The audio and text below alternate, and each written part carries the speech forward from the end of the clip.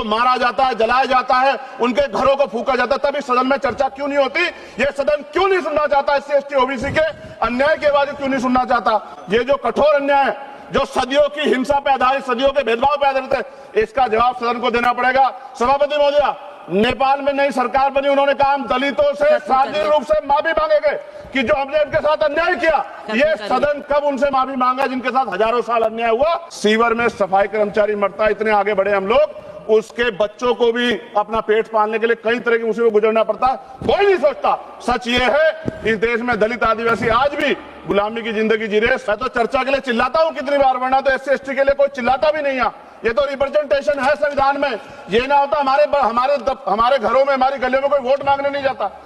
उन्होंने आरक्षण को कोसने का काम किया। ये भाजपा की सोच है, जवाब देना चाहिए भारतीय जनता पार्टी को। गंभीरता से मैं अपनी बात को रखूंगा। सभापति जी, हम लोग फूले साहू अंबेडकर को मानने वाले लोग, हम लोग संविधान को मानते हैं, संविधान के आधार पर चलते हैं। हम लोग बंदूक को सही नहीं मानते और बंदूक का रास्ता सही भी नहीं, क्योंकि अगर कमजोर कभी बंदूक उठाएगा तो उसको कुचलना, उसको मारना आसान हो जाएगा, नक्सली या और तमाम तरह के आरोप लगा के।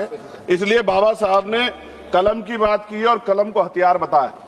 सभापति महोदय, मगर सवाल यह है कि 1947 में जब हम लोग आजाद हुए तो इस देश का जो वंचित वर्ग SC ST OBC, जब 15 अगस्त को आजादी का सवेरा आ गया तो क्या जल जंगल जमीन में बंटवारा हुआ? उसको उसका हक अधिकार मिला। अगर उसको जमीन मिल जाती, घर मिल जाता, उसको अवसर मिल जाते तो आज प्रधानमंत्री आवास योजना नहीं चलानी पड़ती। सभापति महोदय, जमीन का राष्ट्रीयकरण नहीं हुआ।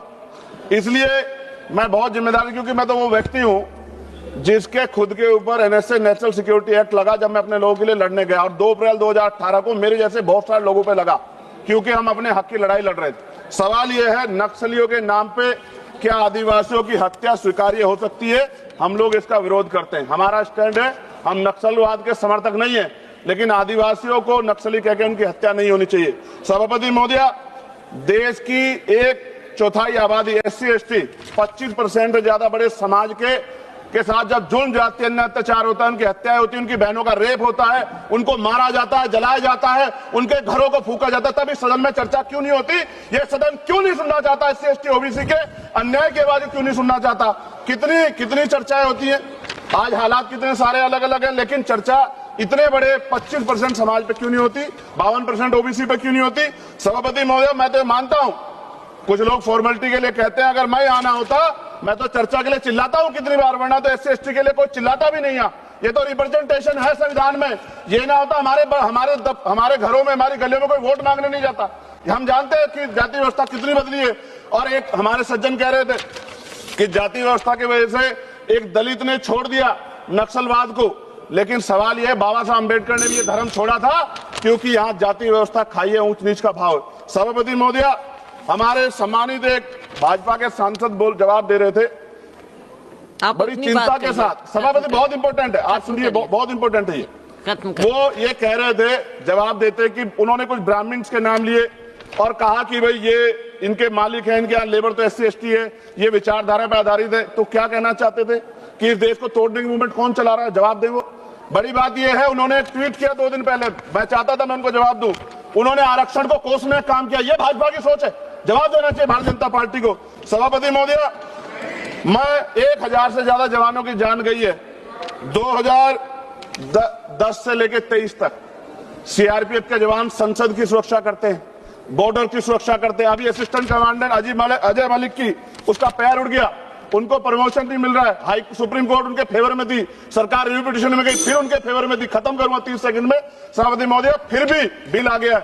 मैं ये पूछना चाहता हूं, क्या एक CRPF BSF जो CAPF के हमारे जवान है, क्या उनकी शहादत नहीं है?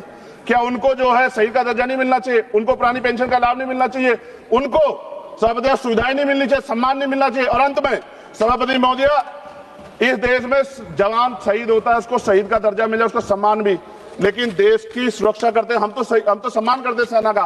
सीवर में सफाई कर्मचारी मरता है, इतने आगे बढ़े हम लोग, उसके बच्चों को भी अपना पेट पालने के लिए कई तरह की मुसीबत गुजरना पड़ता है, कोई नहीं सोचता। सच ये है इस देश में दलित आदिवासी आज भी गुलामी की जिंदगी जी रहे। सरकार उनके लिए कुछ सोचना नहीं चाहती, सरकार नहीं सोचेगी तो फिर से किसी वाद का जन्म हो जाएगा। इसका, इस अन्याय का, ये जो कठोर अन्याय है, जो सदियों की हिंसा पे आधारित, सदियों के भेदभाव पे आधारित है, इसका जवाब सदन को देना पड़ेगा।